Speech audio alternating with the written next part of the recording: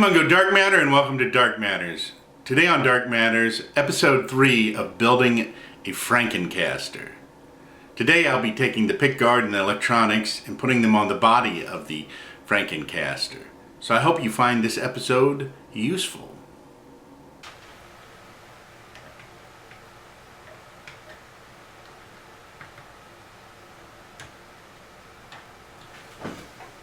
Yeah, it doesn't look like any of the holes line up on this. I don't know what type of pickguard was on here. So that will be the next thing, is getting the pickguard installed. Alright, we do have a slight problem with the fit here. To get it to fit, this pot here actually bangs up against the side because it's a larger pot. See on this is I think from a Mexican vendor. These are smaller pots, and this will actually fit in there just right, doesn't interfere. So what we need to do is take off a little right there. I'm going to get out the old Tremolo and see what I can do.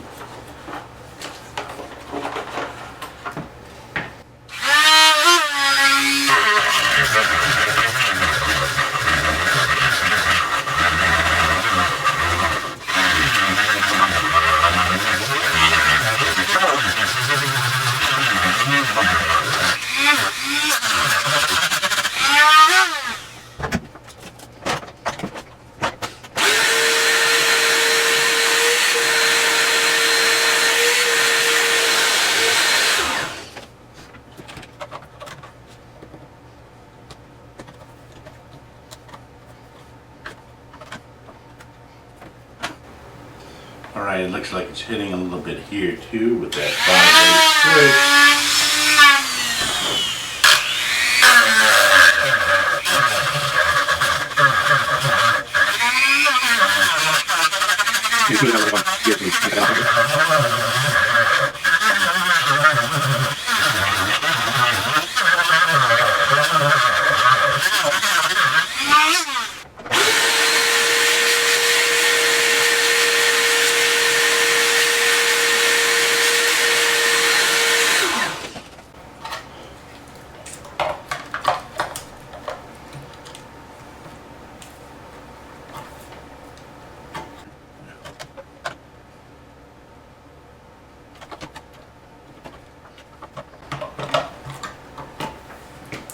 There, yeah, I got it down. Alright.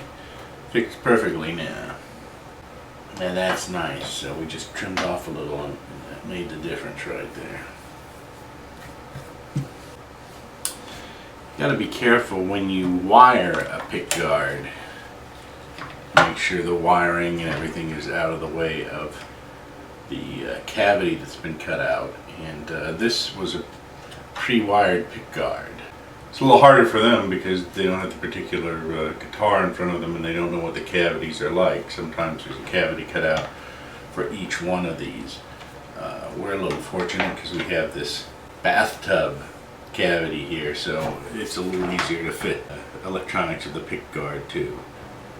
Now the last things we have to connect during the assembly of the guitar from the pickguard are this input jack for the guitar and the ground that goes to the back of the tremolo, and that's this wire right here. These two black wires are grounds, and black is a common color to use for them, but that's not always the case. You can tell these are the grounds because they're soldered to the back of this pot right here. And then this other extra lead here is the center conductor for the guitar input jack. So we're going to run those through these holes, and hopefully these are long enough that we can put them in.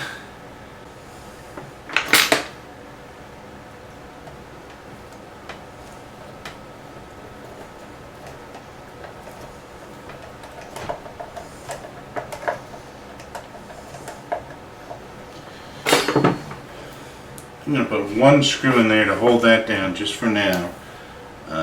I may have to to drill some more holes because not all the holes line up on this for whatever reason. There are the two wires for the output jack, and we turn it over here. We've got the wire for the ground right here. We're going to add some more tremolo springs to this probably, so now's the time to really solder this down.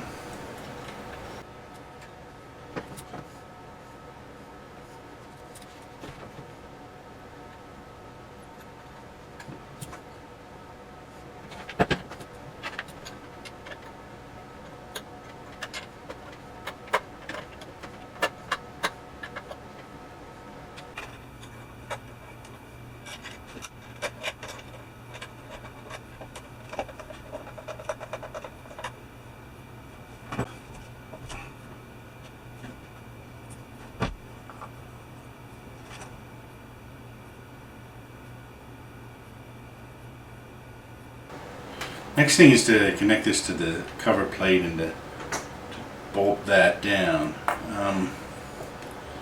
This is the cover plate here. It's kind of tarnished, and I actually ordered another one, but I haven't gotten it yet. So I'm going to put this in here temporarily, just so I can continue working on the guitar until I get the final parts. Now this is a stereo plug instead of a mono plug, which it really should be. But that shouldn't be a big deal, because as long as I'm using the right contacts on it and have the right one to ground, it shouldn't make any difference, because the way a mono plug will fit into a stereo, at least a monophone plug will.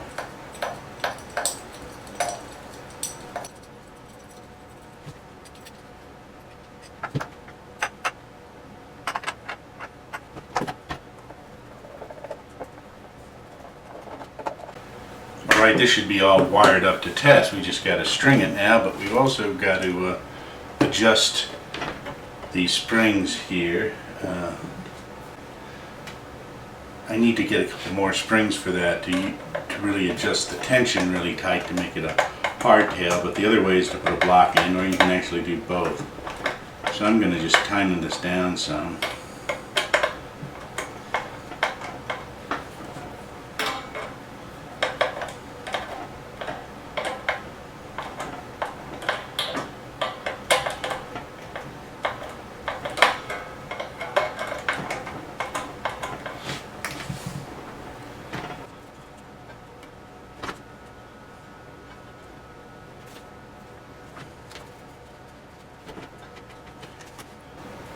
Kind of a makeshift temporary shim. I'm going to string this up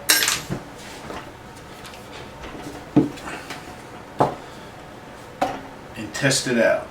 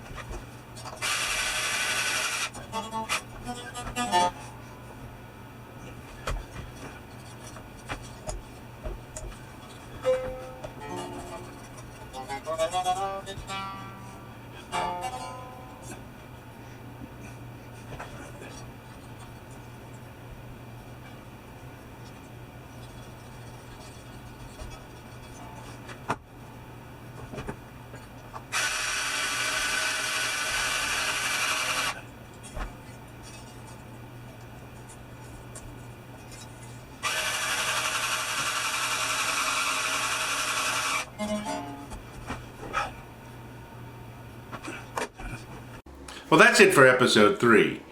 After getting the pickguard on and putting the strings on the Frankencaster, I played it for a while to see what adjustments it needed to be made.